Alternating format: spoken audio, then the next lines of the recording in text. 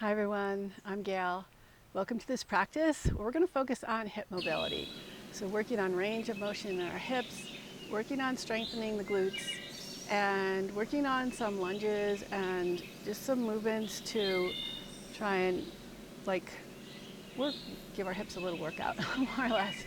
So let's start by closing our eyes and centering.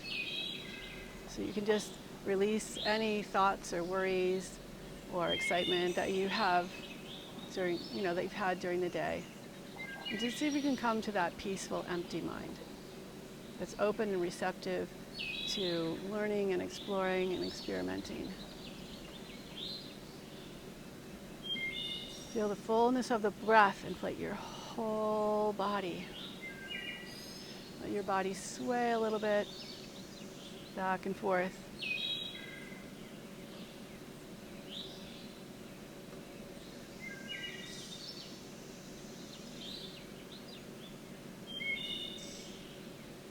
And gently open your eyes and let's come into tabletop. Come onto our hands and knees. Spread the fingers.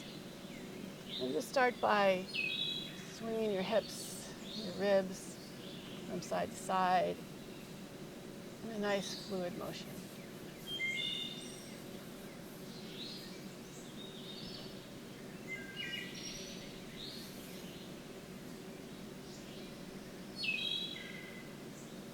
And come back to center. Pull your left knee up and then open it out to the side. Big range of motion. Bring your hip out and back and behind you. And then as you come forward, internally rotate your hip so your knee reaches across to your right arm and then lifts up and opens again. So just keep that kind of funky shape going. It can't be quite a circle because just because of our physiology, anatomy. But you could imagine that you're drawing this big open pathway. Now let's reverse the direction of the circles.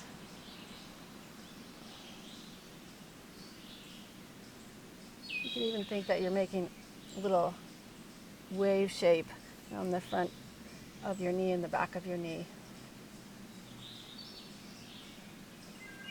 And then next time, keep your knee up. Lean a little bit towards the left side, the side you don't want to lean toward. And see if you can keep your knee and your foot about the same height, which is really hard, so I don't know if I'll be able to do it. And then just little pulses upward. Little teeny pulses. So we're not using momentum. We're just like almost at the maximum height and then seeing if you can squeeze a little more out of it. And bring your knee down and back so that your knee is at a 90-degree angle. Keep your knee lifted and little pulses upward. Try not to let your belly sag, your shoulders drop. But keep lifted, going into little lifting movements.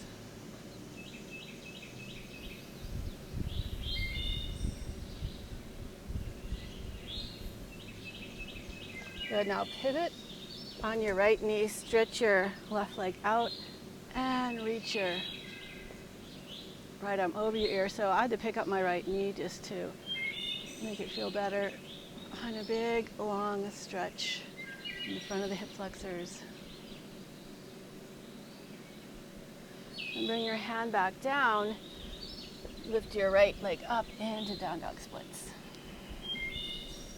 Reach it nice and high. And bring your knees back down again. We'll do the same thing with the right leg. So start to do big circles. Kind of drawing around your body parts. So we're getting some nice internal rotation as well as external rotation.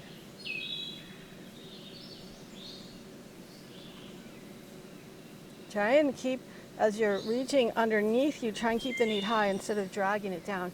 Try and lift it high. And just like one more circle.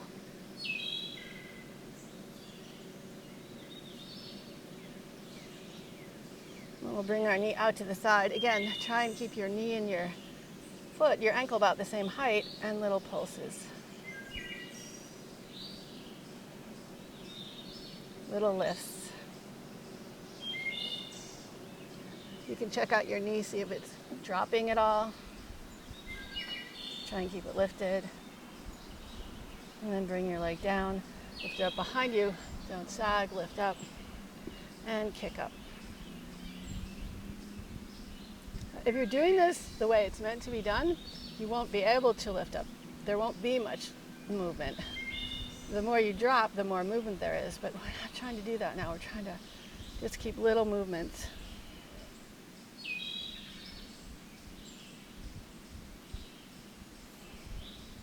You want to get tired here, but you want to try and still keep your form.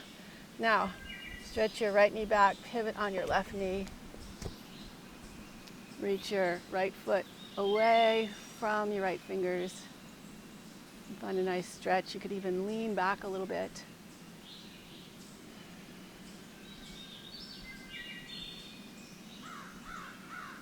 Ah, this feels so good. Bring your hands back down. Tuck your toes. Reach your left leg back for down dog splits. And lower your foot down, walk it forward, and come on into a squat. Lower your hips to the floor. Cross your right ankle above your left knee. Bring your hands behind you. Now, instead of slouching back, think of lifting up, almost like your chest is being drawn like a magnet to your leg.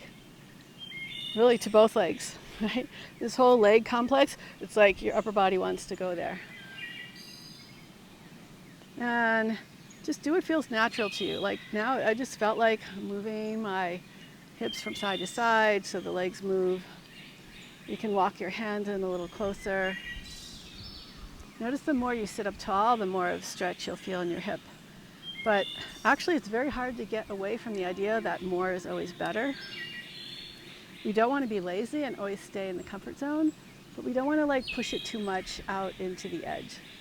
Kind of like just dabble at the edge.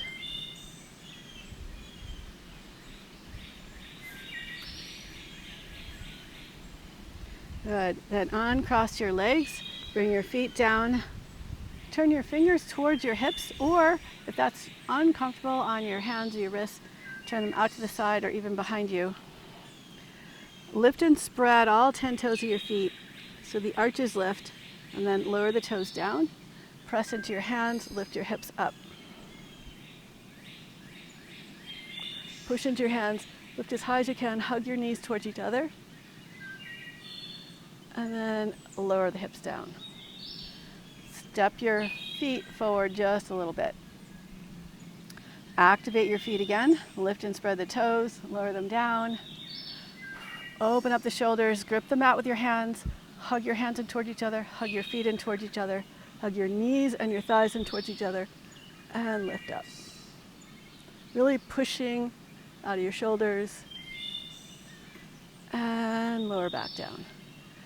Now, all of these, variations are optional, but if you want, you can try straighten your legs, point your toes, and we're going to see if we can touch our toes to the mat. Now for me, this really works my calves because I'm trying to keep the toes pointed so I can touch. So just play with this. Again, open up through the chest, engage your glutes, lift up through your hands, press down through your toes, and lower back down. Walk the feet back a little bit so that they're still more extended than we would normally do in this pose. I don't know if you do this pose, but still like, pretty good distance from your hips to your heels, and then press up again. Really push into your hands. Use your glutes to help you power up and push into your feet. And lower down. Walk the feet back again a little bit. Press down and lift up. Good. Lower down. And let's come back into our squat. Step back into downward facing dog.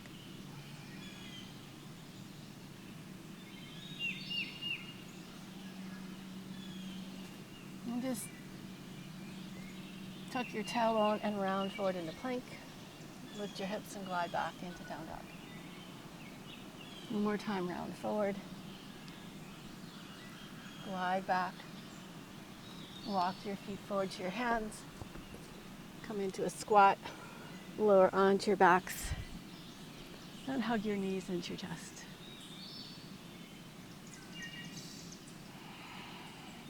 We'll do one of my favorite poses here. So it's really nice hip stretch on the outer hip, but different from pigeon or eye of the needle. So straighten your left leg out on the ground. Bring your right leg up in the air. If you can, hold the outside edge of your right foot or anywhere between your foot and your knee. Place your left hand on your left hip bone and keep your hip there. Don't let the hip tip up. Keep your left hip down and start to open your right leg out to the right. The higher your foot is lifted towards your head, it'll be more of a stretch. The lower it is down, be less. And just play with whatever your range of motion is. If you need a strap to help you hold on, you can get a strap. The tendency is to let your hips roll. Try and keep your left hip grounded. You could even think of twisting a little bit to the left with your left hip as you open your right leg out to the side. And now bring your leg back, switch hands, open your right arm out to the side. If you can, keep this foot lifting high. If you can't, lower it down, and you can always hold lower down on your leg. Otherwise, we're going to roll to the outside of our left leg and roll to the inside of the right foot. So twist your upper body back to the right while your lower body is twisting to the left. There's an option to bend your left knee, hold on to your left foot with your right hand, and gently pull your left heel in towards your hip. So if you're holding your leg or not, you still want to be rotating upper body to the right, lower body to the left. You can also think of externally rotating your right hip. So it's like you're pulling your hip kind of diagonally across.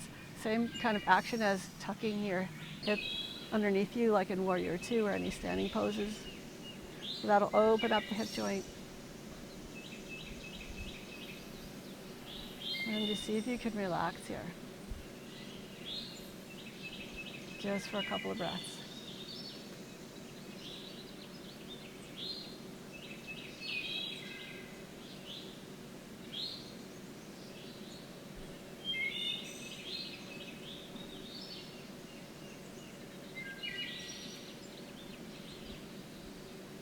Now you could stay here longer if you want to turn off the video and just stay a little longer.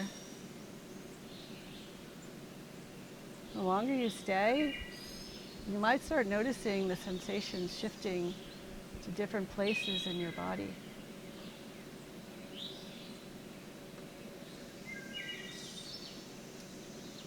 So now we're going to come into Gomukhasana on our back. So if you're holding both feet, you can bend your right knee, roll onto your back, bring your knees together and your feet apart. You can press the outside edges of your feet into your hands to engage your muscles, and then let everything relax.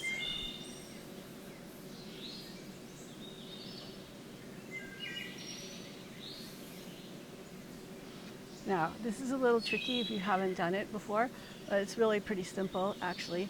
So think of lifting your right foot up, lifting your right elbow up, and then you're just going to bring your knee underneath your elbow, bring your foot underneath your right arm, so right foot underneath the right arm, and then your feet will be kind of close together, and see if you can spread them apart. So we're in a happy baby with our legs crossed.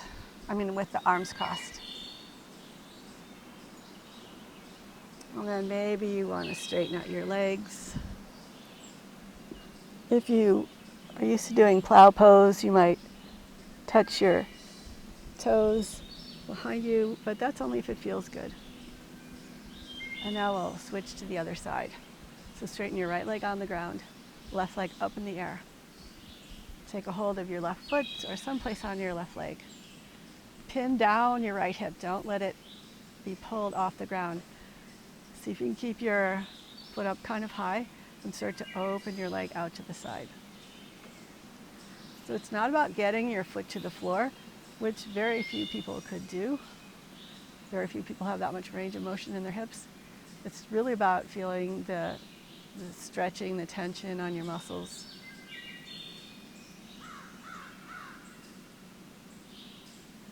And bring your leg back up, switch hands. So your right hand goes to the outside of your left leg, left arm out to the side, and twist your lower body over to the right.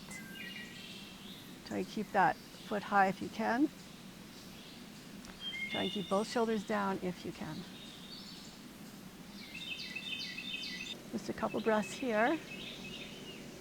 We're going to stay here longer, but you have the option to bend your right knee, reach for your right foot with your hand. Try and still keep the left shoulder down if you can by rolling your upper body to the left as the lower body rotates to the right. And just let everything relax.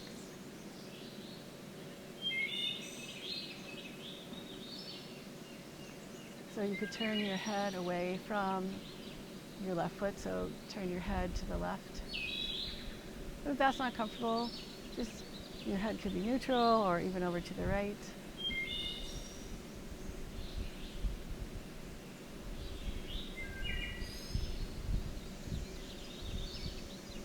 And we'll stay here a few more breaths.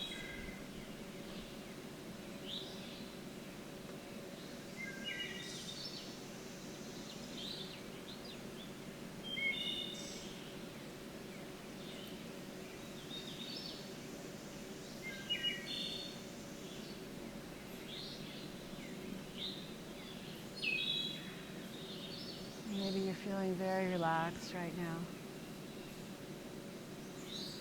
And so again, we're going to lower onto our backs. So if you're holding your right foot, you can bend your left knee, roll onto your back, stack your knees, press your feet up into your hands, but resist with your hands. Just for a few breaths, and then let everything relax. Adjust your hips if they're feeling a little tight or a little pinching on the front of your hips. So just move around and see if you can release some of that tightness if that's what you're feeling.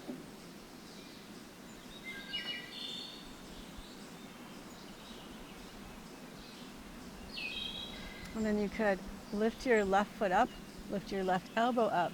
Just slide that left foot underneath the left arm. Separate your feet apart. So your arms are crossed and you're in a happy baby. And if you weren't able to do this, don't worry, just come into happy baby without your arms crossed. And then you could bring your feet together, straighten out your legs, switch the grip of your hands. Maybe you bring your toes to the floor behind you, but you'd have to be pretty flexible to do that, so don't worry about doing that. And now bend your knees, open your feet nice and wide to the edges of your mat.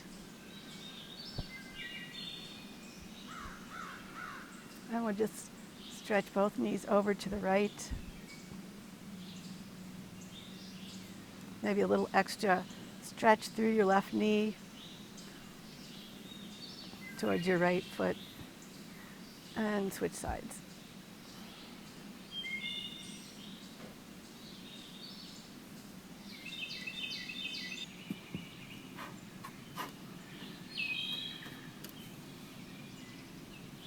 And come back up to center, hug your knees into your chest.